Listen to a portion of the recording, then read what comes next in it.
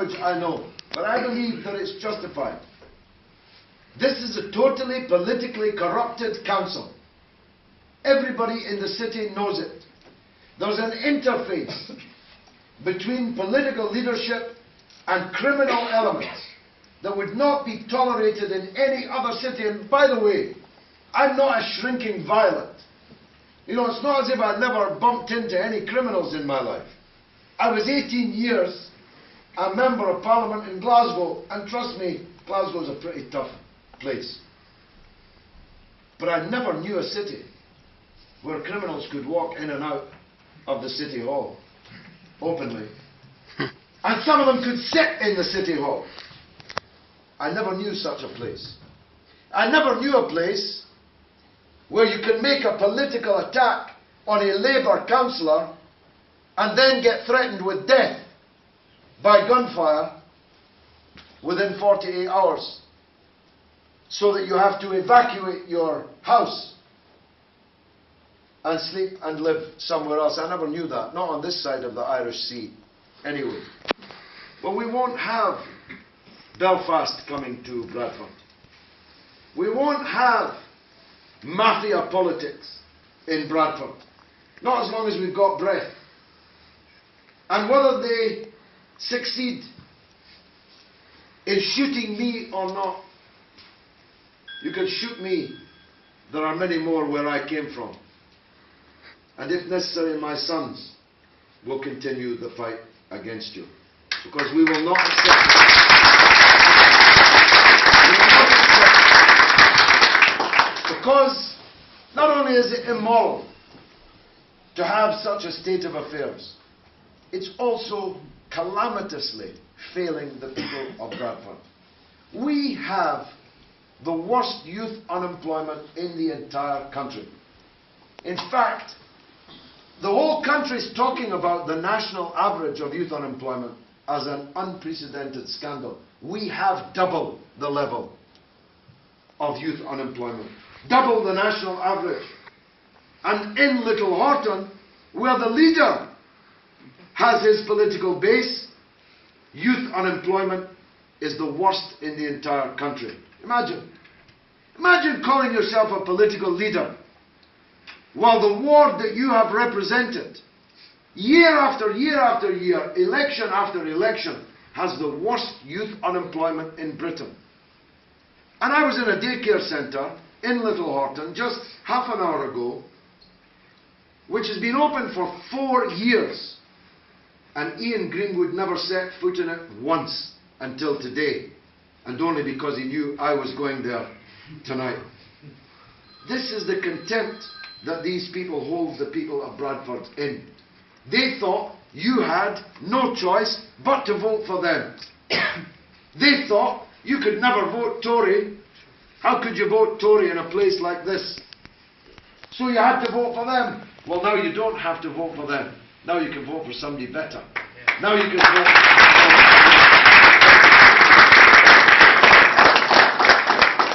So, we're not having it. Bradford deserves better than this.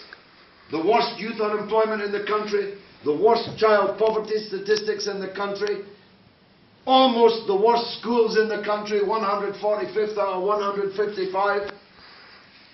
A big black hole down in the city centre where Westfield's supposed to be, the Odeon crumbling and tumbling and threatened with destruction.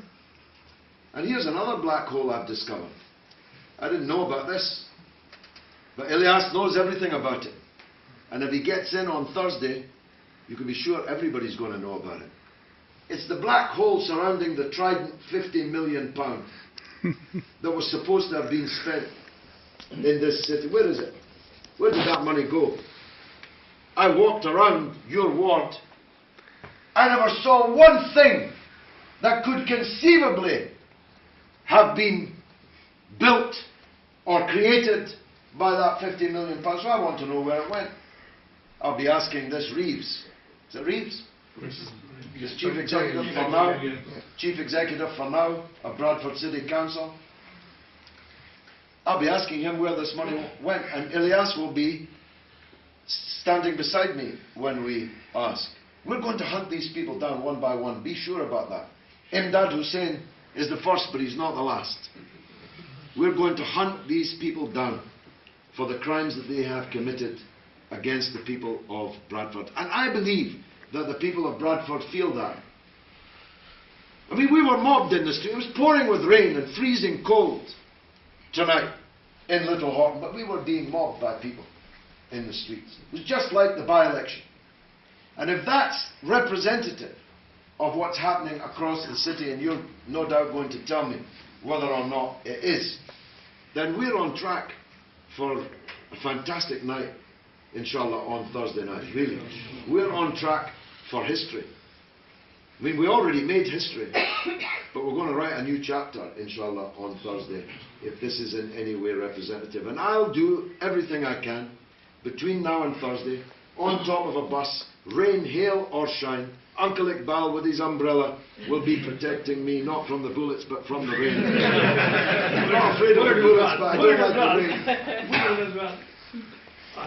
the rain. I will talk myself hoarse from the top of that bus, from the streets of Bradford, face to face with anybody that we can, to persuade them that the Bradford spring must become the Bradford summer and the Bradford autumn, because we are determined that come the autumn, in November, when we elect a directly elected mayor for the first time, that 2012 will be a year of great fruit for the people of this city. That 2012 will always be remembered as the year that the whole of Bradford's history and future began to turn, and turn for the better. So the prize is great. I know that it's been miserable weather in this campaign, but it's miserable for all the campaigns. And at least we have a spring in our step. They do not, trust me. In fact, I don't even know if Labour is standing up, never mind stepping forward. It seems to me that they're on their knees. I hear there's power struggles going on between them, leadership, coups.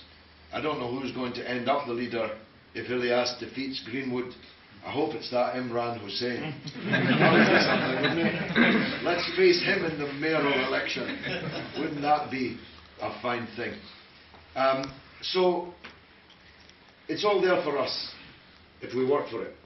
But just like, you'll remember at 9 o'clock on the 29th of March, you'll remember Naeem, is Naeem here? Naeem shouting from the top of that bus to the people who were gathered here, there's 1 hour left. Get in your cars, go to the streets that you know, and drag people out that haven't yet voted. At 9 o'clock, we were still dragging them out at 5 minutes to 10. And we need no less than that this time, because the turnout will be smaller than our 50% that we got, nearly 51%. So we got to get the majority of a smaller number of people. Now I think we can do it. I'm absolutely convinced that we can have a sensational result on Thursday night, but we'll have to work for it. And I've no doubt that you're going to tell me how it's been going in your area. There's just one other thing I wanted to say, which is this, that there are still tickets for the mayoral hustings debate on Monday night in the Midland Hotel between 7 and 9 p.m. Ilyas is our representative there. It was supposed to be Ian Greenwood, but guess what? He ran away too. And it's now somebody called Green, or David Green? David Green. Ilyas will chop him up, I'm absolutely sure.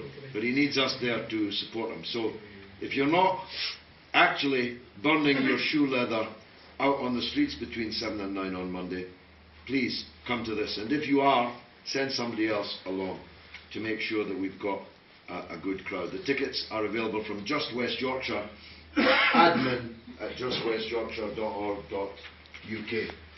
So that's really all I've got to say.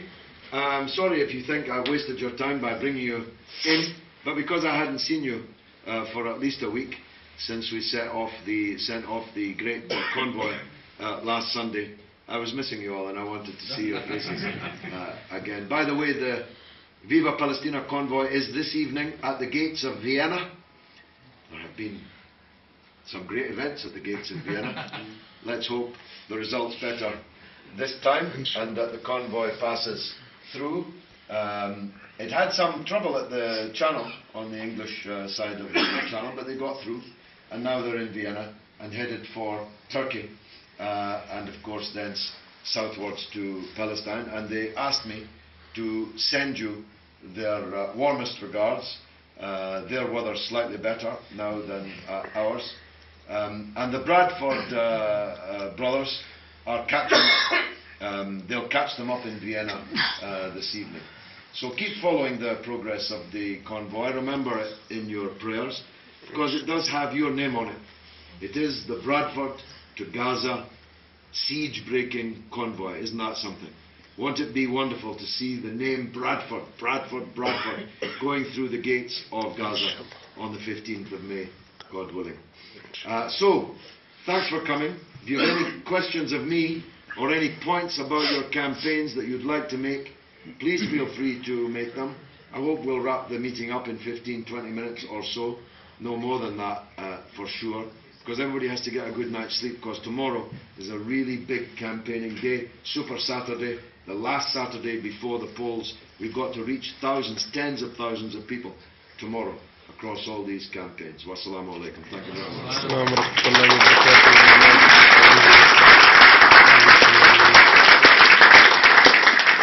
Anyone, any questions, any points you wish to make? Councillor? Can I make an appeal, please?